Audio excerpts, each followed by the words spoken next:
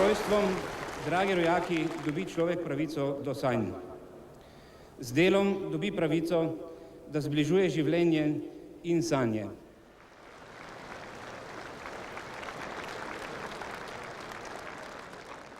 Nocoj so dovoljene sanje. Jutri je nov dan.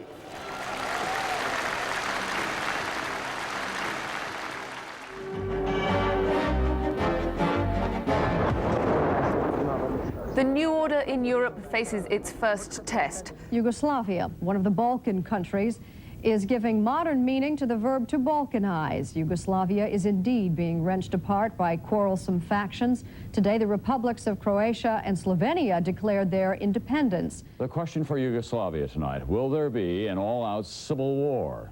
In Slovenia, a formal ceremony marked the break, but the federal government has moved tanks and troops into parts of Croatia and Slovenia, the two republics which declared their independence yesterday. And since the Slovenians insist their demand for independence is irreversible, people there are preparing for the worst.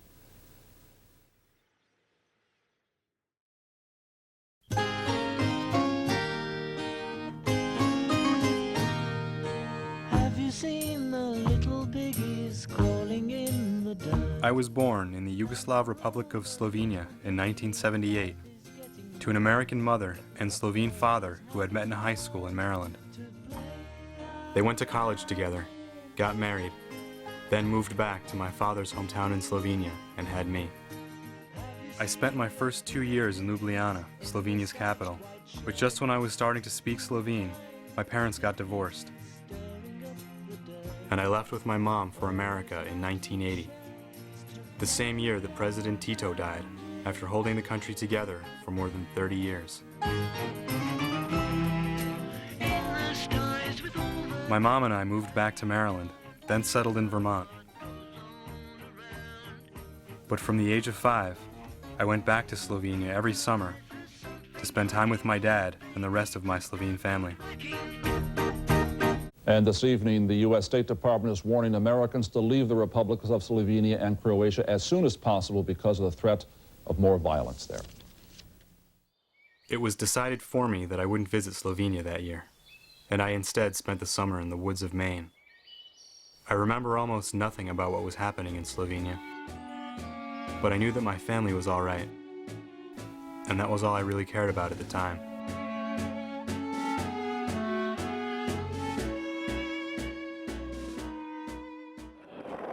I went back the next summer in 1992, while the other Yugoslav wars were just getting underway, and after Slovenia had been at peace for a year.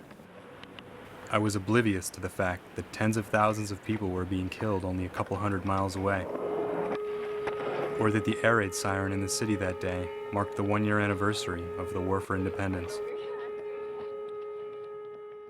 And even though I'd been going back to Slovenia every year since the war, and have always considered it my second home, I myself didn't know much more about the country than where it was. So 10 years after the war, I felt a personal sense of obligation to go back and find out what happened and why.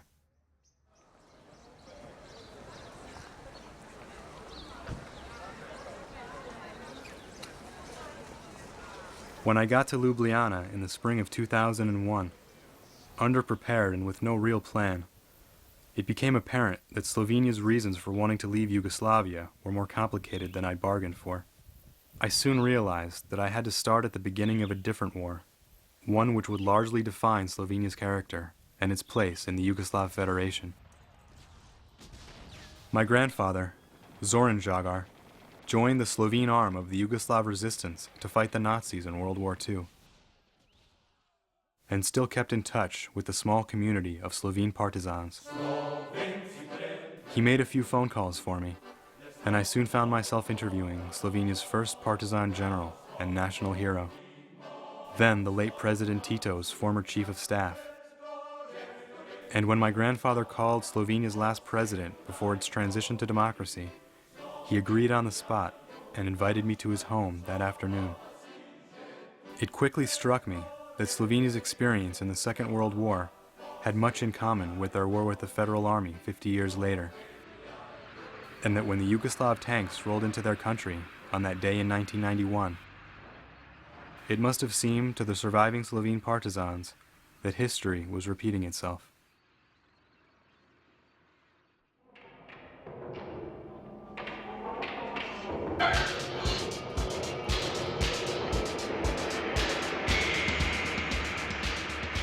Yugoslavia was one of the last European nations to fall to Germany and Italy in the beginning of World War II.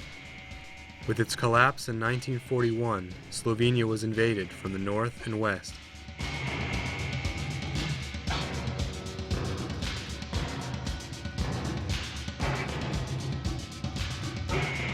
On the border of the Third Reich and Fascist Italy, Slovenia was fiercely contested, as Yugoslavia became the biggest battlefield of the Eastern Front.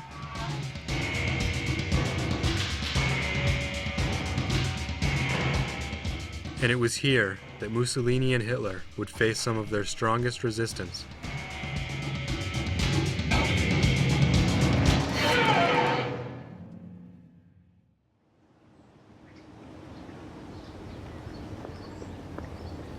In ko sem šel po mestu, tle centralne banke, te narodne banke, prišla tista italijanska patrola, 3 po cesti, 3 na pločniku, in jaz moram sesti se dol. Rekel, jebem, ampak hudič. Mu dosti takrat si rekel, takoj. Dosti je tega.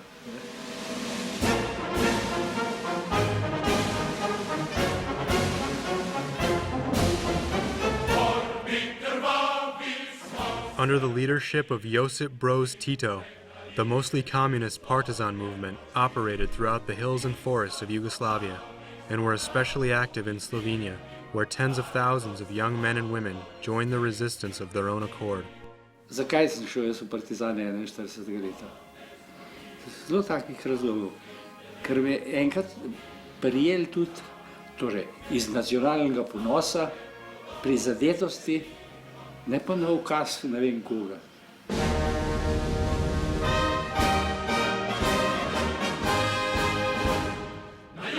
Meanwhile, Slovenia's pre-war aspirations for greater autonomy within Yugoslavia were temporarily on hold, as all energy was dedicated to the resistance. Vse stranke za svobodno Slovenijo v Jugoslaviji.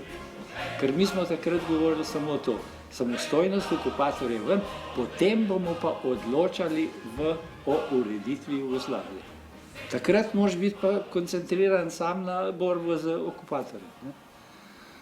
Krvavi boj proti okupatorju, boj, ki so ga vodili naši partizani, boj za nacionalno in socialno svobodo.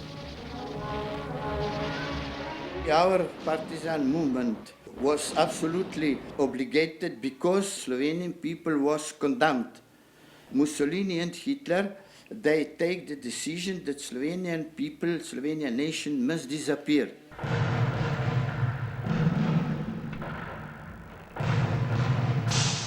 A perimeter of barbed wire fences and enforced checkpoints was constructed around Slovenia's capital, Ljubljana, and the comings and goings of its inhabitants was tightly restricted.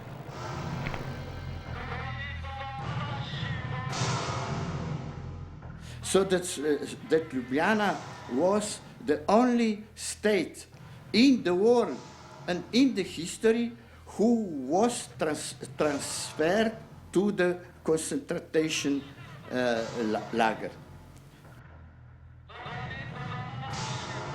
Between 1941 and 1943, the Italians and Germans occupying the country killed or expelled more than 100,000 Slovenes, including much of the Hungarian, Jewish, and Gypsy minorities.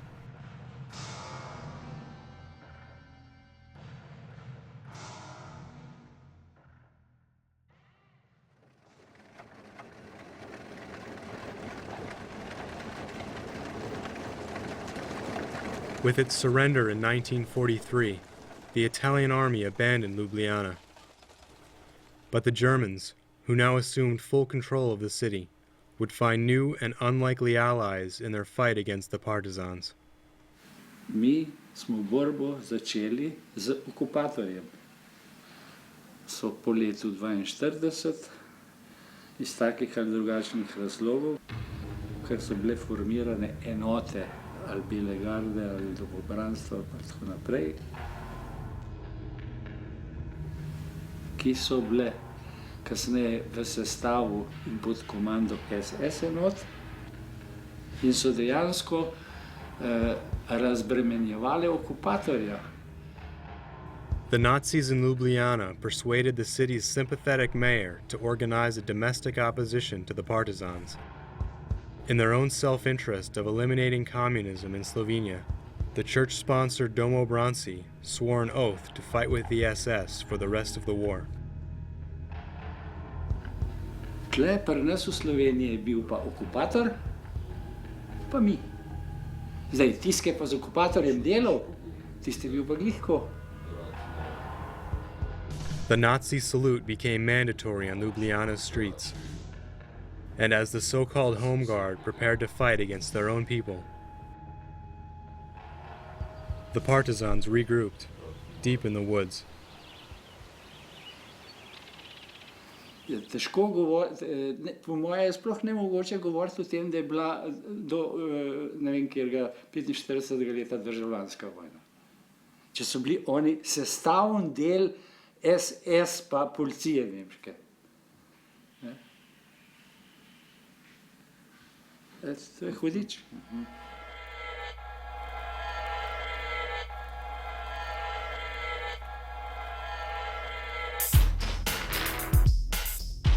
The partisans became the most organized and successful resistance movement of World War II.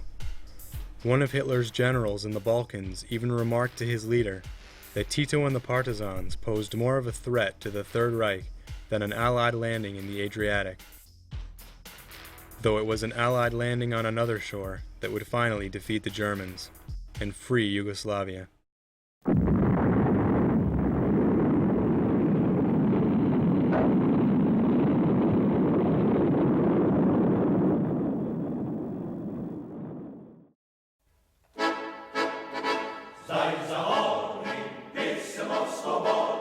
When we came out, we have got tremendous popular support. It was not through elections. We did not come through elections, but we have come into power through the public confidence because of the fact that we were fighting 4 years the foreign invader and were victorious. Now you think whether you like it or not, the military victory is then somehow compensated by the people to give you trust for authority. Unfortunately, very often such authority is later on misused.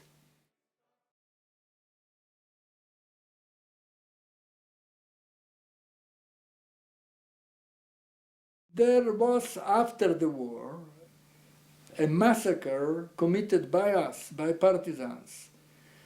Some probably up to 8,000 to 10,000 were prisoners, but military collaborators with Hitler have been killed by our people.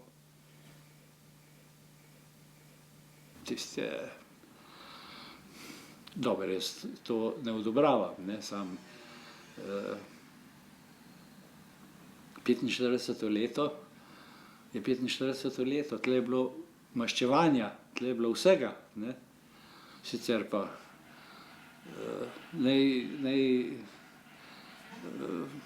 Amerikanci vejo, koga so delali z nemškimi vojnimi ujetniki. Koliko jih je umrlo zaradi lakote sonca pa tako naprej. Še, kako bi rekel, še dolgotrajnejše trpljenje, kot pa streljanje, ne, dobro, pustimo to. Ne. Ampak v vojni se pač to dogaja, ali pa po vojni, ne. You know, I am very, very critical about that, because when the war is over, then the war is over. And then, of course, whoever is the war criminal as it was in Nuremberg or it is now at Hague, the war crimes should be punished, but by the court and by the legal procedure. Leon Rupnik, the mayor of Ljubljana who had sworn allegiance to Hitler and recruited the Domobranci, was tried in court, convicted, then executed by firing squad. But the divisions that these events caused in Slovene society after the war, among the descendants and survivors of both sides, would lie dormant for the next 40 years, as Slovenia and all of Yugoslavia was about to be united under a new system.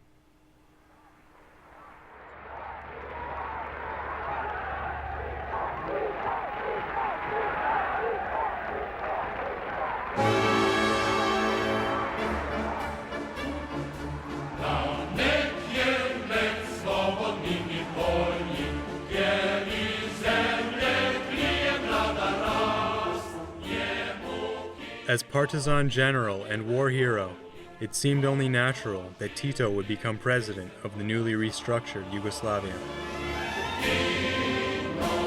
Tito's leadership was a leadership of a very strong personality who developed his charisma during the wartime and even more so after the war. Most of the Yugoslav people revered him, but the feelings they had for each other were quite different. Differences with the all republics and also all nations and nationality in Yugoslavia was very big.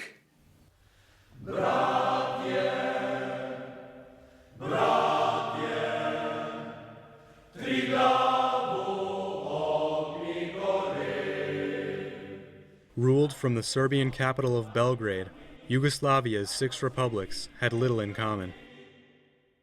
The Serbs were Eastern Orthodox, the majority of Bosnians were Muslim, and the Croats and Slovenes were predominantly Roman Catholic.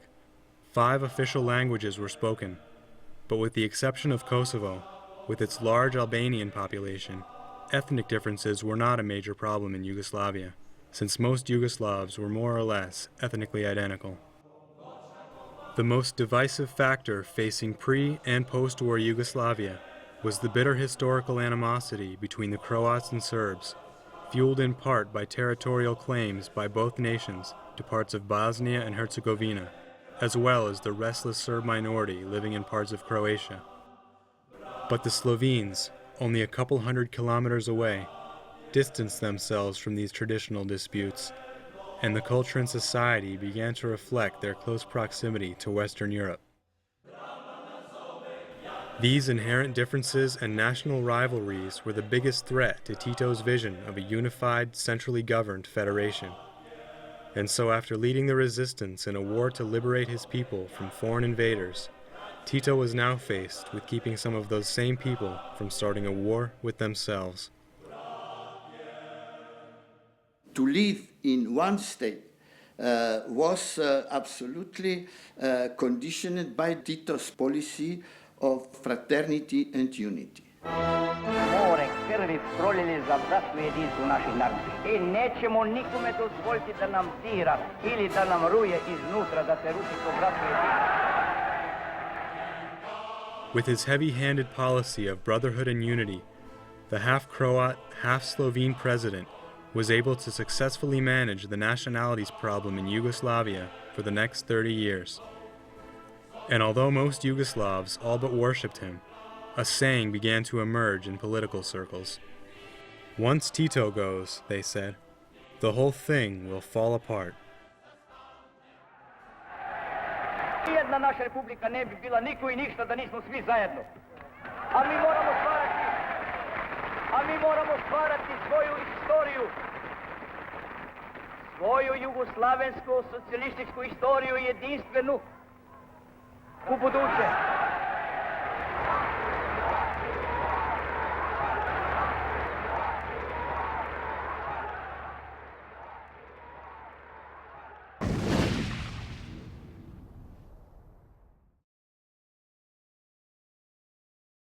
This is the CBS Evening News with Morton Dean.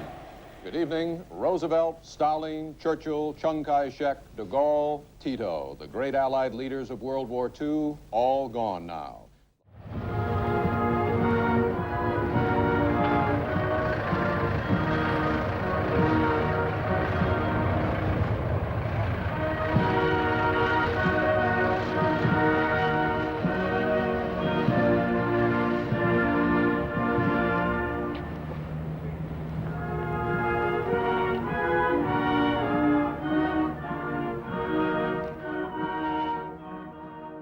This policy of fraternity and unity disappeared.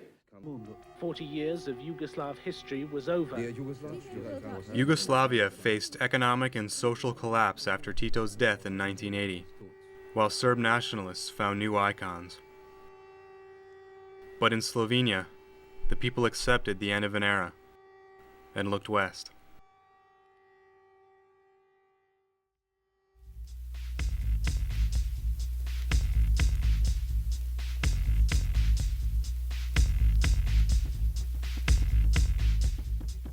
A new wave of liberalism and free speech swept over Slovenia in the late 80s, as frustration with Yugoslav politics and military was growing. This dissent found its voice in a weekly magazine. The younger generation gathered around their own review, which was called Mladina. It was established during World War II in 1943. It was a part of liberation movement that existed in Slovenia. It was a part of partisan movement. Outside of the Communist Party, who were, I would say, a constructive opposition. Janez Janša, a young Slovene pacifist with a degree in defense studies, was known for his strong criticism of the Yugoslav army. Janša was working for Mladina as a columnist. Janša's habit was to be very well informed. In the summer of 1988, a low-ranking Slovene officer in the Yugoslav army delivered a top-secret military document to Mladina's editor-in-chief, who then passed it along to Janša. It was said that security service of Yugoslav army should gather some intelligence information what's going on inside of civil society. So it was a document that was talking about unconstitutional activities of Yugoslav army. On the morning of May 31st, police raided Janša's office, found the document, and arrested him. They arrested me because of my writing and my public work, but the formal accusation was that I possessed a military paper which I intended to publish. Not because I did something, but because I intended to do something. You know, this was even for former Yugoslavia, even for the communist regime, this was too much for the people. They said, look, those guys didn't do anything. The trial of Janša, two of his Mladina colleagues, and the officer who delivered the document began at a military courthouse in Ljubljana. All this happened 200 meters from here, from the center of Ljubljana, but we were treated as strangers.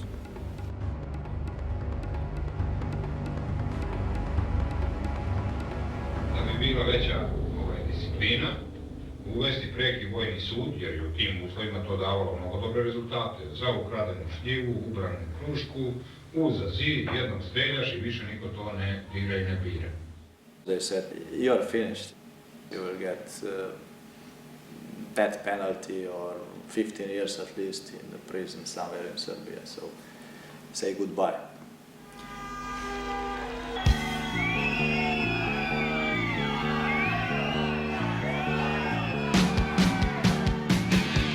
Unseen by Janša in his isolated cell, the people of Ljubljana took to the streets under the banner of a new group formed in the offices of Mladina by another Slovene dissident. Baučar was his absolutely greatest friend. They have been like brothers. Jascha was my friend, and that was my first reason why I started to work and to build the committee. He said, you know, I'm doing this just for my friend. I want to get my friend out of prison. He said, I'm not doing that for political purposes, but for the purpose of the loyalty towards my friend. For the first time in our post-war history, we start to organize the opposition. After a few weeks, I feel that something is happening outside.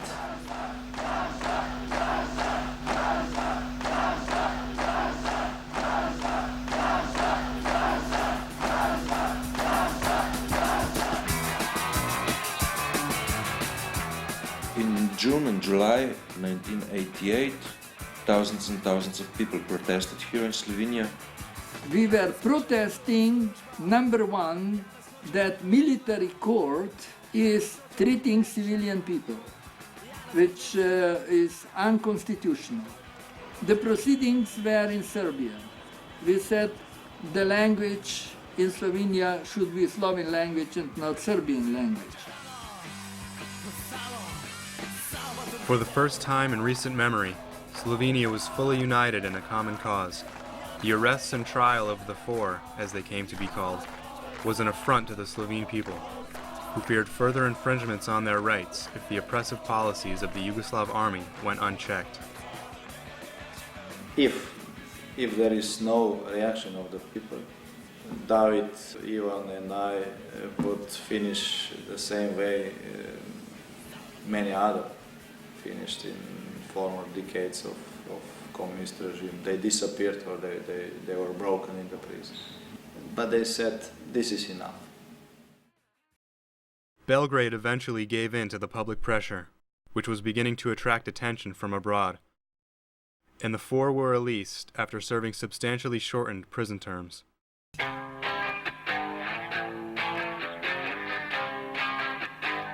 1 year later, in the summer of '89, a group of writers and youth organizations held another mass gathering in Slovenia's capital, this time to read the May Declaration, the first public assertion for independence from Yugoslavia. Podpisniki te listine izjavljamo in sporočamo. Prvič, da hočemo živeti v suvereni državi slovenskega naroda. This document was not endorsed by the Slovene Communist Party, but it sent a clear message to the leadership that the Slovene people wanted out.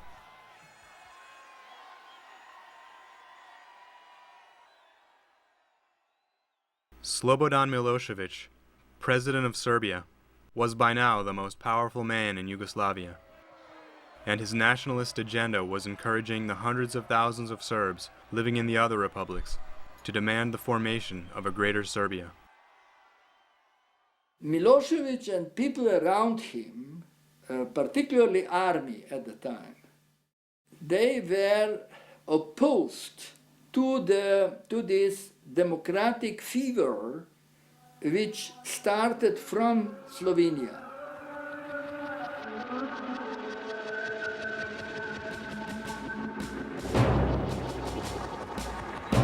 The 14th Congress of the Yugoslav Communist Party was called for by Milošević in an attempt to sway the other republics to endorse legislation that would stifle Slovene dissent and liberalism.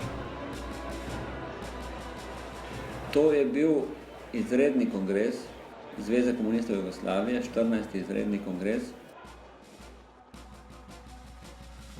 ki je bil sklican na zahtevo Miloševića in njegovih pristašev, zato da bi uveljavili svoj pogled na razvoj Jugoslavije. The previous year, the Serbian province of Kosovo, where Albanians far outnumbered Serbs, lost its autonomous status by order of Milošević. Kosovo was now under direct authority of Belgrade, and the ethnic majority was being harassed by Serb militias and police. V Sloveniji smo se poenotili, da je nasilje, ki ga je Srbija izvajala na Kosovu, za nas nesprejemljivo. Slovenijo pač ni sprejemljivo, da se kosovske Albance obravnava kot ljudi drugega reda. Da kadar se pa dvignejo v upor, se pa proglasijo izredno stanje in pošljajo tanki na ulice.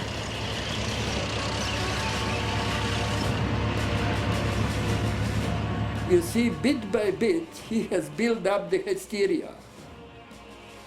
This is what nationalism is. Nationalism is not love for your own, which is absolutely justified, but hatred to what is not yours. Drugič, želeli smo na tem kongresu tudi politično manifestirati, da ne želimo biti ujetniki Miloševićeve Jugoslavije,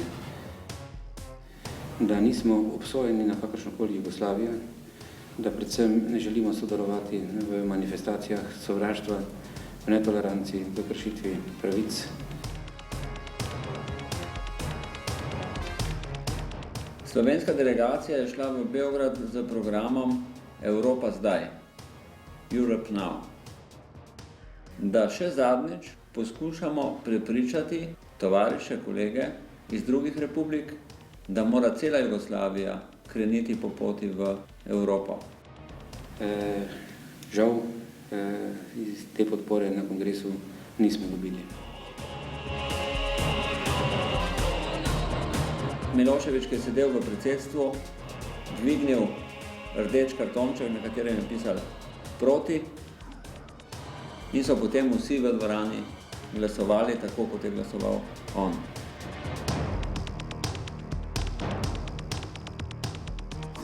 In naš program Evropa zdaj je na tem kongresu propadel v vseh točkah. Without being granted the right to speak, Ribičić took the podium. Da so se nažalost stekli uslovi, da napustimo 14. kongres Saveza komunista Jugoslavije.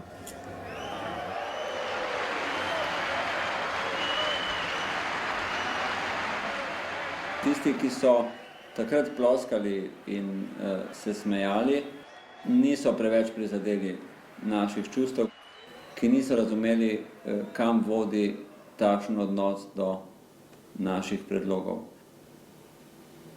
Mi smo vsi, ki smo odhajali, se zavedali, da nas čakajo še hude preizkušnje in da obstoji resna možnost, da pride tudi do takšnih konfliktov, kjer bodo človeške žrtve, če bo Milošević nadaljeval za takšno politiko.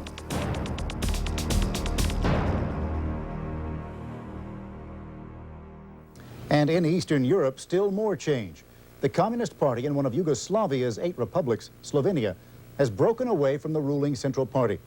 The Slovenian party chief says this move marks the end of communist unity in Yugoslavia, which is already afflicted with ethnic riots that have left at least 25 dead, and with rampant inflation. All of this creating the country's worst crisis since World War II. And Czechoslovakia is saying...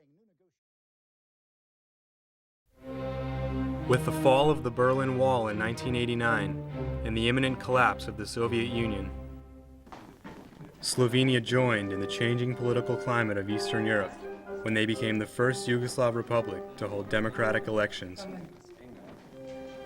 Milan Kučan, a reformed communist, became Slovenia's first democratically elected president. Igor Baučar became Minister of the Interior in charge of the police, and Janez Janša, probably to the chagrin of the Federal Army, was chosen as Slovenia's first Minister of Defense. This was the beginning of the multi-party system of Slovenia. It was the beginning of the anti-communist coalition called Demos. We started a democratization process in Yugoslavia. But in Serbia and the other parts of former Yugoslavia, in all other republics, there were communist regimes on power. But as significant as this political shift was to the former communist ideal of Yugoslavia, it was a ballot of a different sort on December 23, 1990, that would ultimately seal Slovenia's fate within Yugoslavia, and more than likely, the fate of Yugoslavia itself. 88% of all inscribed voters were voting for independent Slovenija. To pa imate glasovnico. Danes se odločamo, ali naj Republika Slovenija postane samostojna in neodvisna država. Ja. Mi vas bomo pustili Jaz same. sem za to. Jaz sem za da. Even non-Slovenes who were living in Slovenia at that time, they were voting on the plebiscite for the independence of Slovenia, because even they recognized and understood that it is a final escape. There was no alternative. Ko so vse, poudarjamo vse parlamentarne politične stranke zastopane v parlamentu, dosegle sporazum o plebiscitu. Za je glasovalo 187 poslancev. Je kdo proti? Now Slovenia had the constitutional basis, and accordingly the independence was not anymore secession, but it was only that Slovenia said, well, we have come to Yugoslavia out of our own free will during the wartime.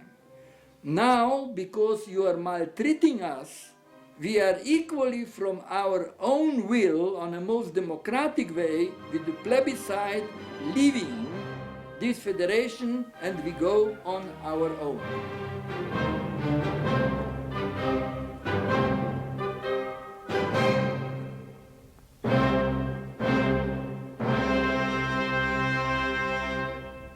But on the other side, the decision to go on one's own was not so easy. Would the United States, under any circumstances, be prepared to grant it diplomatic recognition? No, we would not. And a small country like Slovenia, with 2 million people, and not having international recognition, you cannot survive.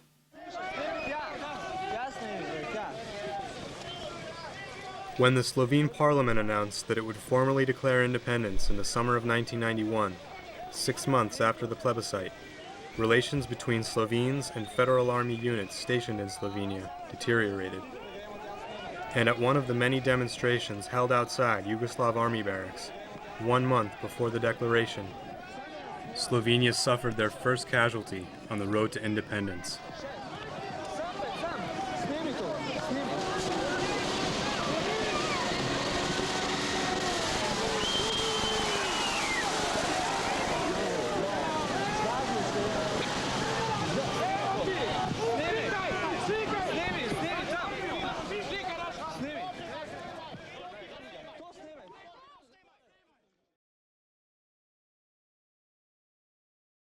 Four days before Slovenia planned to declare independence, U.S. Secretary of State James Baker traveled to Belgrade to meet with Yugoslav officials and discuss the possible consequences. And we would counsel against unilateral actions taken otherwise than through dialogue, negotiation, and consensus. His words were particularly attentively watched by the Yugoslav military, and in his remarks he did not condemn the use of armed force in order to settle the Yugoslav conflict, and I think that was a major mistake. Slovene intelligence also learned that a Yugoslav general had told Baker that the Federal Army would respond quickly in a Desert Storm type of operation, and that after 2 days the issue of Slovene independence would be resolved. Znane so bile te parole, da za Slovenijo zadošča ena manjša četica vojakov. Apparently, James Baker had given the Federal Army his country's tacit approval for just such an action. Edini ameriški predstavnik bil vojaški predstavnik, ki je bil v Ljubljani na dan razglasitve samostojnosti, ne zato, da bi nam čestital k samostojnosti in izrazil podporo, ampak zato, da bi opazoval učinkovito akcijo jugoslovanske armade proti samostojnosti Slovenije.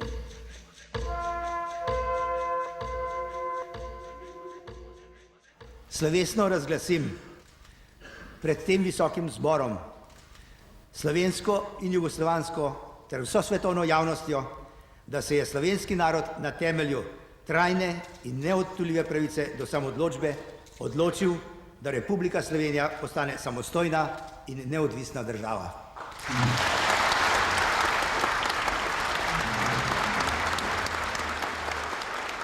It was clear that this was something unacceptable to the army. And it was to me and to everybody else quite clear that sooner or later army will attack. It was only not clear how.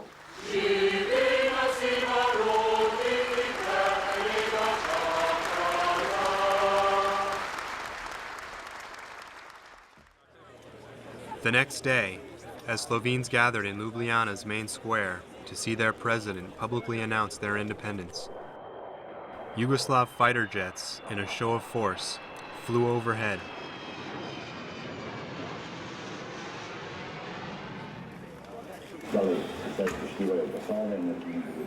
Vedel sem, da je nenaklonjena mednarodna javnost, da nimamo razumevanja in podpore, da bo trda bitka za mednarodno priznanje Slovenije. Gospod predsednik, 6. teritorijalne obrane je postrojena v čast Republike Slovenije kot samostojne države. Vedel sem, da je tu še zmeraj močna armada, ki se svojim ambicijam in svojim privilegijem ni odrekla. Vse to je takrat bilo v moji glavi, tudi ko sem doma pisal ta zadnji stavek tega govora.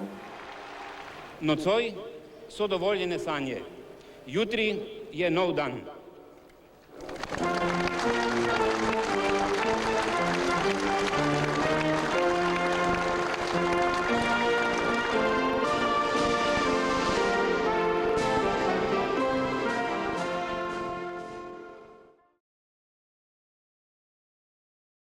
In the early morning hours of June 27th, President Kučan received an urgent phone call he had probably been expecting. Yugoslav tanks stationed in Slovenia had left their barracks and were headed for the capital. Meanwhile, in their apartment a block away, my aunt and uncle were also wide awake.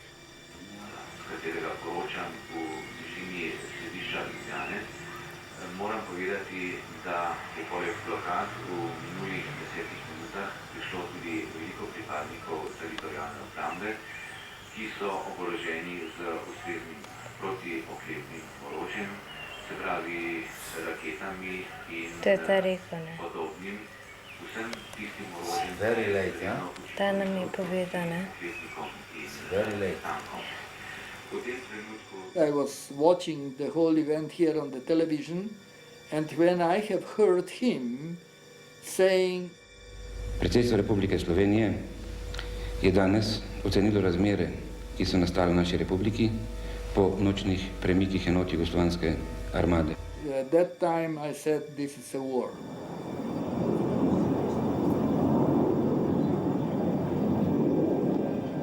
From the roof of their building, my uncle, 10-year-old cousin, and their neighbors kept watch for the Yugoslav planes they could hear somewhere overhead, and watched the Slovene police preparing for the expected attack.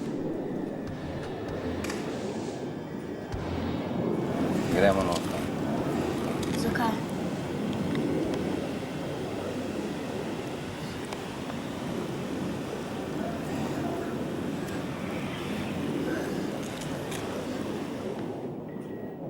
The army didn't bomb Ljubljana that first day, but the tanks rolled into the city after sealing Slovenia's borders.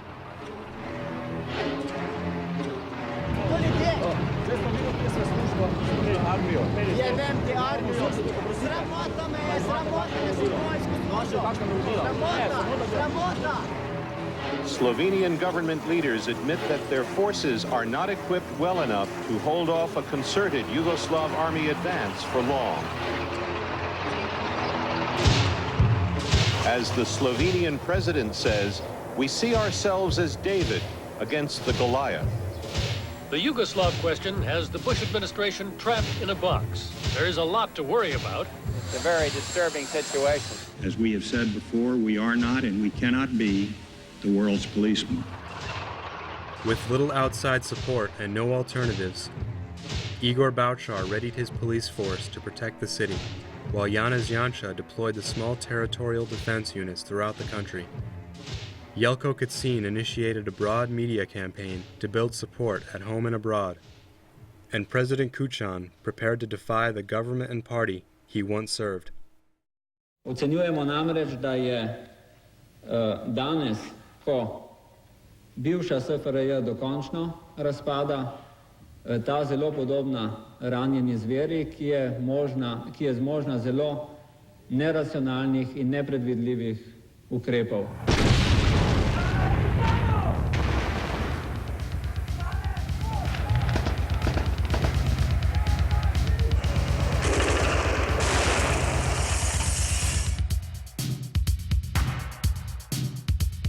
In a small border town in northeastern Slovenia, army tanks fired at random in the streets, destroying more than a dozen homes in the process.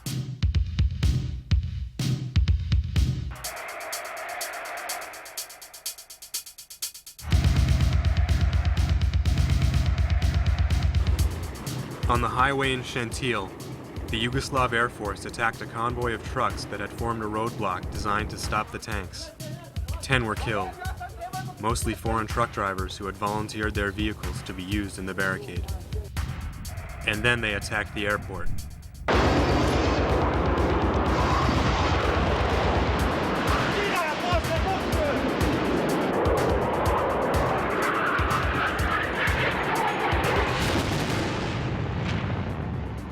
They destroyed a parked car, one of Slovenia's few passenger planes, and killed 2 Austrian journalists who were driving around the tarmac photographing the whole event.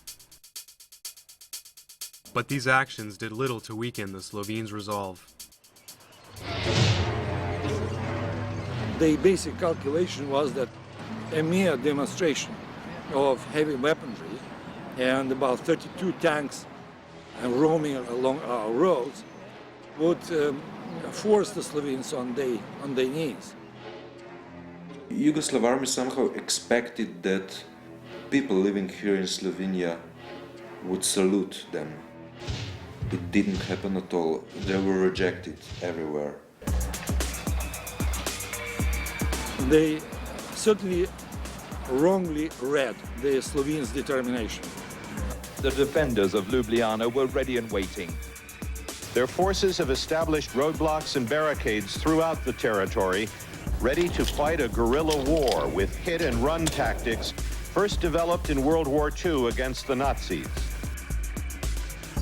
And the president says he'll never bend to Belgrade, will never go back on independence, whatever the consequences. We will have to fight. Otherwise, I believe they will try to shoot us as rabbits. As rabbits? Yes. But why would 2 million people defy the might of the Yugoslav army? It's a question of survival, and it was always the same in the past. When Slovenian people were exposed to aggressors or occupiers, and when they felt that probably they will not survive, they were able to put together all strengths and all will, so to say, to fight. And I think that it was the same in '91.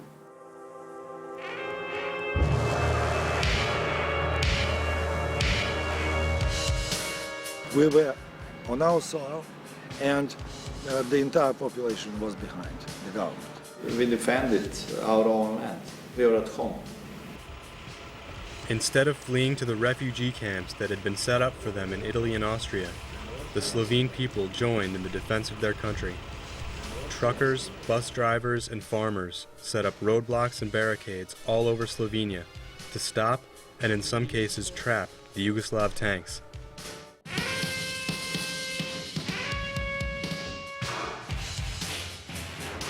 Although the Russian-built T-54s usually didn't have much trouble getting through. And even though the Slovenes responded unanimously and aggressively, the Federal Army's biggest problem came from within their own ranks. The army was composed of various Yugoslav nationalities.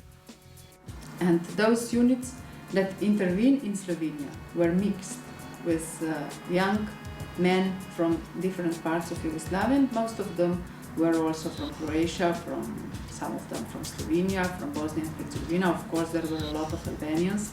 The moment when the army attacked Slovenia, the first thing was that Slovenian boys left the military barracks. And the moment when Albanians have seen Slovenians leaving, oh, they said, we are leaving also. When they left, then Croats said, we go back home also. And this was a complete breakdown of, let me say, infantry. To use these people who were trained to fight against external aggressor, against people with whom they don't have any kind of conflicts. It was, let's say, military mistake. It was very unnatural. There was reluctance to shoot. They didn't want to fight, the Slovenes. Because they didn't have idea what to fight for. They didn't know why and how, it was strong media war inside the army, and they didn't know what to do. The defiant Slovenes took advantage of the army's disorder. Here, Slovenian militiamen are fitting out tanks they've stolen from Yugoslav army barracks. They're painting on the Slovenian insignia. There are only 9 tanks, 3 of them don't work, and they're inexpertly driven. But the Slovenians have them. We have the finest opportunity to get everything what we want, to be free. So far, Slovenia's defense force has managed to thwart the might of the Yugoslav army, stealing its ammunition, frustrating its progress. The Yugoslav People's Army has been on the defensive almost since the time that they left their barracks on Thursday morning. The leadership of the army were all old partisan generals. As such, they were 100% loyal to Tito and to the party. Army was, quote, armed hand of the party, which means it was not armed instrument of the state, but was instrument of the party. As you know, however, the orders from the central government have been to the army not to advance any further, and there does seem to be evidence that the tank columns have now stopped. Is that not true? Well, I hope you are right, Mr. Corporal. Our hypothesis, or our fear rather, is that the government doesn't have control of the army. That's the chief problem. And there was a great danger at that moment that army, in a reprisal for this humiliation, would simply bomb Ljubljana.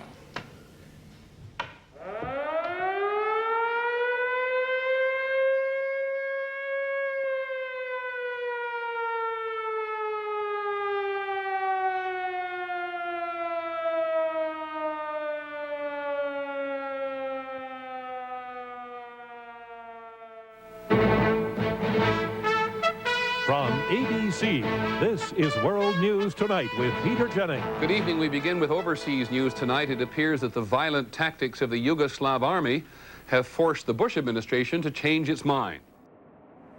Once again, the Yugoslav generals decided not to bomb Ljubljana that day.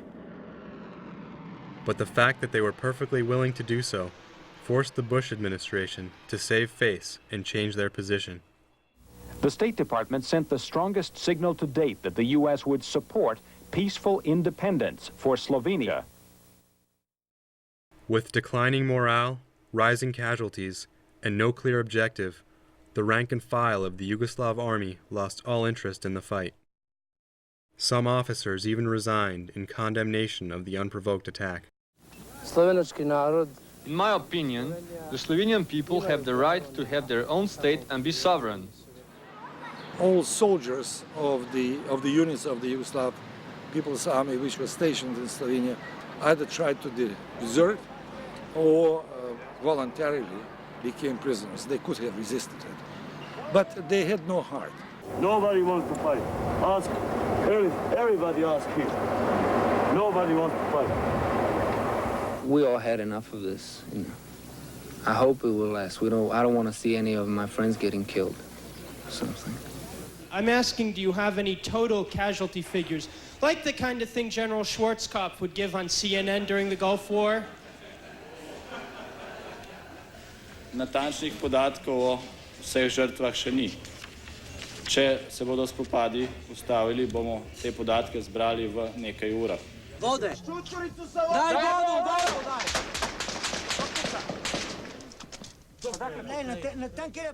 As the latest of many broken ceasefires began to take hold, both sides could count their losses after 10 days of sporadic fighting. According to the Slovene Red Cross, 39 Yugoslav soldiers and 8 Slovene militiamen and police were killed, along with 5 civilians and 10 foreigners who were caught in the crossfire. I hope the politicians will sit down and talk, because that's the only way out. Under pressure from the European community, the political and military leadership decided to negotiate a solution to the conflict. But Serbian President Slobodan Milosevic, unlike the Yugoslav generals, was not interested in keeping the federation together. His only ambition was to create a greater Serbia, which would include Serb-occupied regions of Bosnia, Croatia, and Kosovo. And he couldn't care less about Slovenia. In če bi on lahko izbiral, je ocenil, da bo njegova oblast v Jugoslaviji brez Slovencev celo večja, uspešnejša, bolj učinkovita, kot pa v prejšnji državi, kjer so Slovenci bili tisto, kar bi rekli lahko troublemakers. A oni koji ne žele da ostanu u Jugoslaviji i koju armiju smatraju okupatorskom vojskom, trebalo bi ubuduće sami da brinu o svojoj odbrani I bezbednosti. The government of Yugoslavia is reportedly ordering federal troops to withdraw from the breakaway Republic of Slovenia. That word came tonight after a crisis meeting of Yugoslavia's collective presidency. Nothing has been said about federal troops in the other rebel republic, Croatia. And when the Yugoslav army finally withdrew from Slovenia in late October 1991, many believed that Milosevic played a major role in the decision, having the army sent instead to Croatia, where a much bloodier war was just getting underway, and which quickly spread to Bosnia and Herzegovina, claiming 250,000 lives in 4 years, and making Slovenia's 10-day ordeal seem trivial in comparison.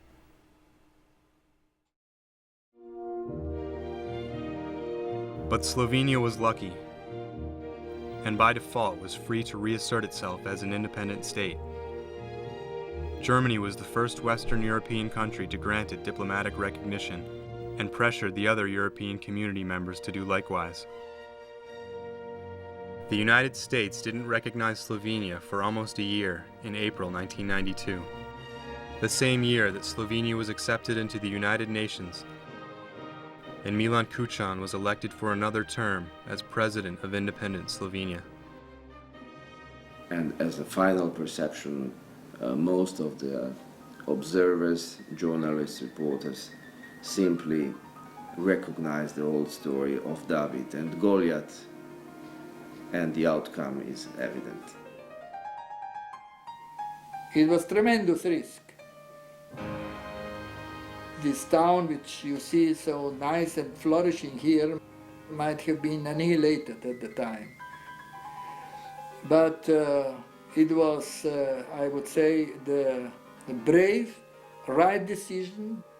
Those who have managed then the military operations have also done a great service to the country.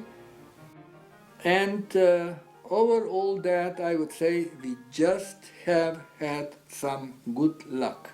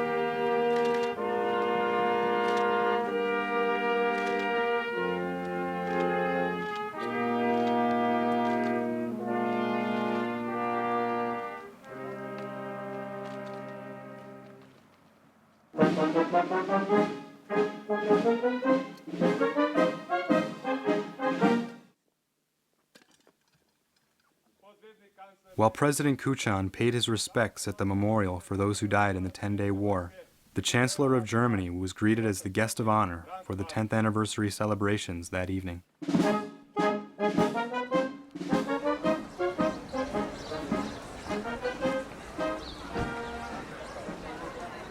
But as Slovenes prepared to observe a decade of peace and relative prosperity, there were reminders of the more distant past. A footpath around Ljubljana has replaced the barbed wire fences set up by the Italians during World War II. And every spring, on Liberation Day, Slovenes walk the 35-kilometer trail. In 1990, less than a year before declaring independence, President Kuchan and the Archbishop of Ljubljana held a ceremony of reconciliation where the partisan massacres of the Domobranci took place in the aftermath of World War II. A deep social rift was bridged for the moment, and the old wounds were all but healed when the Yugoslav army invaded the following summer. But in 1995, the remains of thousands of Domobranci were unearthed, and an unspoken bitterness remains. After being removed from power by the people of Serbia in a mostly nonviolent uprising, Slobodan Milosevic was arrested by the new government and handed over to the UN War Crimes Tribunal at The Hague, forced to defend himself against charges of orchestrating the genocide and ethnic cleansing of the broader Yugoslav collapse. And finally, I'm especially pleased we're able to have this meeting in Slovenia, one of the success stories of Southeast Europe, and congratulate the people on the 10th anniversary of its independence on June the 25th. On June 16, 2001, 1 week before the anniversary of independence, George Bush and Russian President Vladimir Putin chose Slovenia as the site of their first face-to-face meeting. It was the largest media and security event since the war, but its significance for the small country, which had the world's attention once again, was overshadowed by the larger agenda of the summit, from Bush's plan to build a national missile defense system to Afghanistan.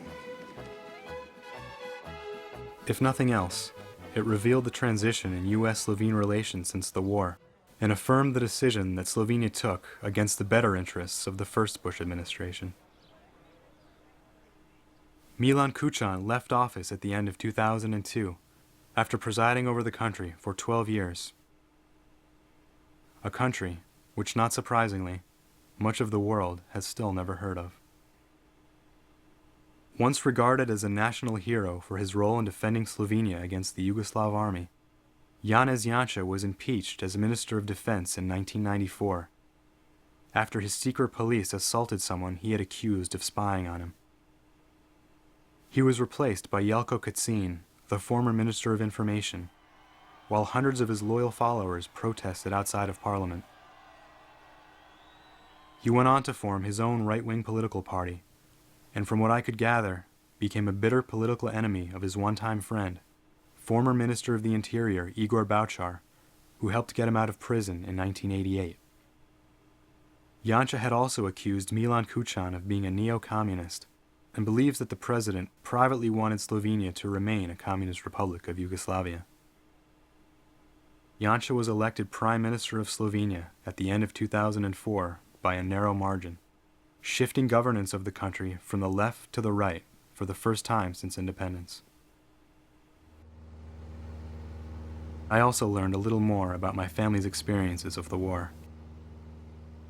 My father, who was working at the airport at the time, returned to work to find that his office had been badly damaged in the initial attack. My younger cousin heard a Yugoslav helicopter get shot down over Ljubljana, and her older sister brought home a leaflet dropped by an army plane, advising all Slovene citizens to stay in their homes, since all resistance would surely be crushed. My uncle tagged along with a group of French journalists who were covering the war, and has since quit smoking. La guerre est terminée.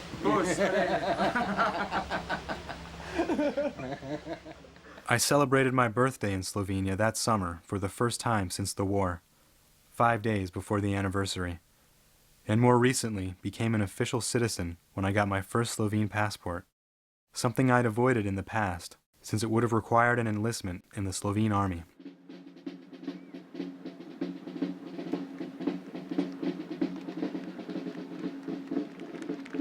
When Slovenia celebrated its 10th anniversary of independence, it did so with almost the same degree of obscurity than when it was the smallest of Yugoslavia's 6 republics, and as a less united nation than it was during the War for Independence. It has also been said that the largely successful transition from the war-torn Balkans into the fold of Western Europe was a historical fluke, and due mostly to good luck. But Slovenia has never considered itself a part of the Balkans, and even though they've been on their own for little over 10 years, the Slovene people, one of Europe's smallest ethnic groups, have been there for around 1,500 years, and managed to survive under the subjugation of powers much larger than the former Yugoslavia, from Napoleon and the Habsburgs to Mussolini and Hitler. In 2003, Slovenes voted in favor of joining the European Union, and did so on May 1st of 2004. But unlike the near-unanimous result of the plebiscite in 1990, Slovenes were less enthusiastic about joining the supranational organization, possibly suspicious that an authority which once dominated them from Belgrade would assume a new form in Brussels. The former head of the Slovene Communist Party reminded me of an old saying: "One who has been bitten by a snake will be wary of coiled rope." But as the Slovene people have proven over the course of their proud history, they are capable of protecting their national identity, and will alone be responsible for the future of their country, whatever path they choose.